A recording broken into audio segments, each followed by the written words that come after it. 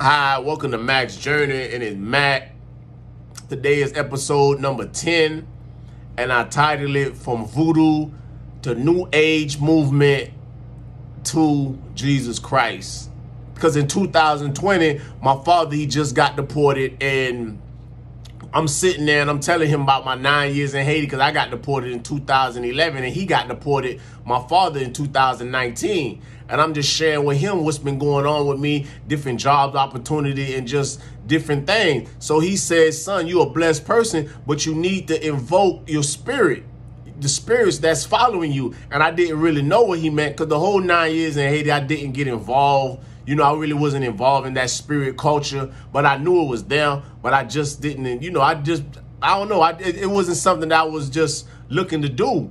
But, and he said, you need to go see a voodoo priest. And when I heard voodoo priest, for a lot of my viewers who's watching who don't know what voodoo is, voodoo was started in Africa, you know, and through just slavery, a lot of Africans was being traded to different countries, different continents around the world. And they wanted to keep their religion, which is believing in and worshiping their ancestors and doing different sacrifices to their ancestors and getting just messages through that.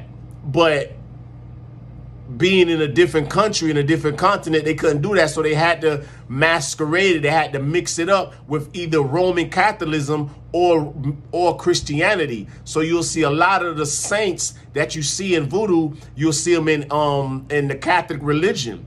But this was just a way of masking it to make it seem like they're worshiping these saints, but they're really worshiping their lois or their spirit, divine spirits.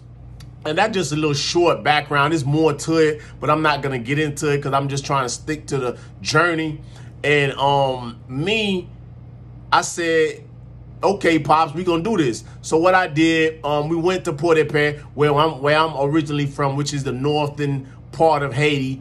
And I had to get back to my ancestors. So we went to a voodoo priest, and me just going to this temple, going to the voodoo priest, I automatically said, man, this may or may not be right. But I said, because my father's involved with it and he's in with me, I'm going to do it.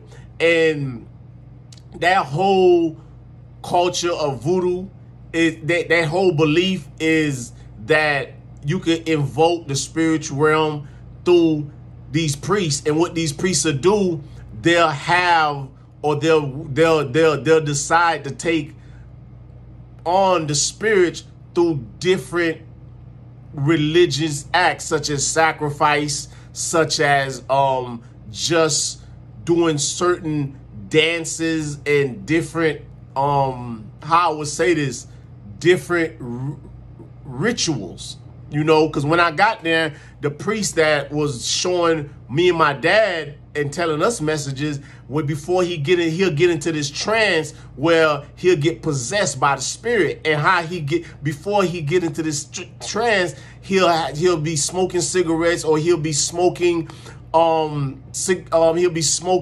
cigarettes, but they'll be backwards. They'll be backwards within his mouth. And I'll be watching this and I'm looking, and he'll be sitting over just fire. There'll be fire underneath his foot, but the fire was lit, but there was just the fumes of the fire that was coming up. And if you get to it, you'll see how hot it was. And I'm like, man, how can this person even be sat next there? So that automatically made me feel like, okay, this is not of him, but he didn't get burnt. And me seeing all of this, I said, wow, man, this is real. This is something going on. And he'll grab a dagger and he'll stab his chest. And when he stab his chest, he'll stab it at just ferociously. And I'm watching this and I'm seeing him just started bleeding. And once he started bleeding, that when the spirit come upon him and he'll ask us what we want. And for me, what I wanted to change a life, you know, because being in Haiti, going through just all of these different tragedies and all of these different just bad news all the time, I wanted to start hearing something good. So I said I wanted good luck. And what he did for me, he gave me a handkerchief. You know, he blessed it. He put different markings on it. And I have to either take a bath with leaves. And it's just a lot. It's just, and within that whole time of me doing that, I said to myself, I said, man, if they could do that, if they could find out ways to call into the spirit, I could do the same thing. So I started researching. And let me tell y'all, once you start going down that rabbit hole where you don't have no foundation, where you don't have something concrete, such as the Bible, you're going to fall for everything. You know, you're going to believe everything, and you're going to get started just looking for what you think is truth, and then but you really getting deceived. And through that, I said, instead of me going way over here to get him to do a spell, I'm going to do my own spell. So I started researching how to do spells on the internet. And then there was so much different spells, but I was really doing money spells. I was really doing good luck spells. I was really doing spells to just have me have favor in every situation that I'm doing. And so with that being said, I said to myself, let me take it one step further. You know, and then I started researching, and then I fell upon the whole law of attraction, which means you just manifesting everything you need. And once I heard you can manifest whatever you want, your life could be how you call it into existence, I said, wow, this is exactly what I want to hear. And what the New Age movement is, and I'm going to give a short background. What the New Age movement is basically saying that I am God. We all are connected. We all are gods, and we all can manifest whatever we want. All you got to do is speak it into existence or write it into existence. Write it 7 or 9 times and read it before you go to sleep. And so I'm saying, wow, how did I never knew about this? Because it's really, man, it really pulled me into the rabbit hole, you know, and I got deeper and deeper to the point every night. And you have to understand, when you doing these seances, when you doing these rituals, you in an altered state. That's why drugs and alcohol is a #1 thing that you see people I was doing. You know, I was staying up all night smoking, you know, and just being in this altered state of conscience because I was looking for that. I wanted it. You know, I got to be honest. I wanted to see something. So obviously, if you're looking to see something, you're going to see it. If you're searching for something, you're going to find it. And that what happened with me. I found all of these spirits, and at nighttime, these spirits will just come talk to me and come tell me different numbers to play. And because in Haiti, they have what they call boleto, which is like the lottery.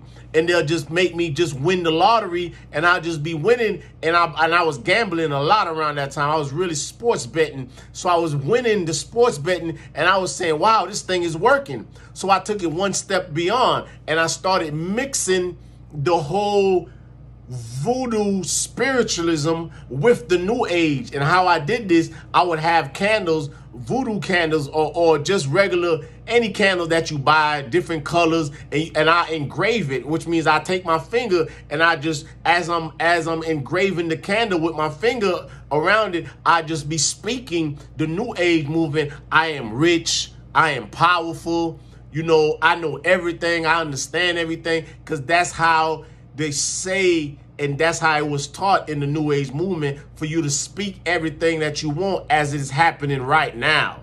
You know, and me, once I started doing this, it really started altering the way I speak. It started altering the way I see things, my whole reality. And that's where the New Age movement just really gets a lot of people, which I'm not going to say a lot of people. That's where it got me, you know, because I started seeing the life that I was living. I said, that's not my reality. My reality is what I say it is, what I perceive it to be, what I want it to be, you know.